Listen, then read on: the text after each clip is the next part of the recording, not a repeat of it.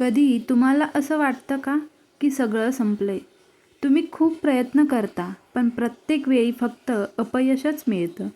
लोक म्हणतात तुझ्याकडून काही होणार नाही आणि हळूहळू तुम्ही तेच मानायला लागता. ही कथा आहे एका अशा मुलीची जिला जगाने नाही तर स्वतःच्या मनाने हरवलं होतं. ती मुलगी साधी, शांत आणि खूप स्वप्न बघणारी. पण तिचं आयुष्य तिला रोज तोडत होतं. घरात तिचं बोलणं कोणी ऐकत नव्हतं. बाहेर लोक तिच्यावर हसत होते. ती प्रयत्न करत होती, पण तिच्या नशिबात जणू फक्त संघर्षच लिहिलेला होता. एक दिवस ती पूर्णपणे तुटली. रात्री अंधारात ती एकटी बसली होती. डोळ्यातून अश्रू वाहत होते, पण त्या अश्रूंना पुसायला कोणी नव्हतं. ती स्वतःलाच विचारत होती, मी इतकी वाईट आहे का? देवा, मी काय चूक केली? ती थकली होती, मनाने, शरीराने, सगळ्याच गोष्टींनी.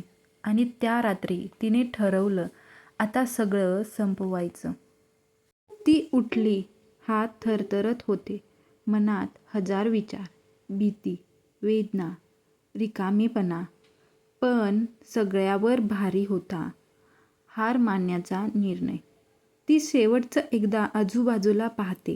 कोणीच नव्हतं, कोणीच थांबवायला नाही. आणि तेव्हाच तिचा फोन वाजतो.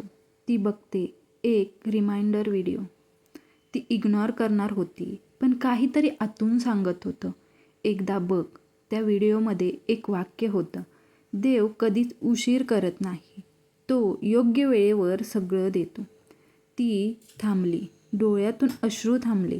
मनात एक छोटासा विचार आला, कदाचित हा संकेत असेल. त्या एका वाक्याने तिच्या मनात एक छोटीशी आशा निर्माण केली. ती पुन्हा बसली आणि विचार करू लागली, मी इतक्या लवकर हार का मानते? दुसऱ्या दिवशी ती पुन्हा उठली. काही बदललं नव्हतं, पण तिचा दृष्टिकोन बदलला होता. ती पुन्हा प्रयत्न करू लागली. पुन्हा अपयश आलं, पण यावेळी ती थांबली नाही.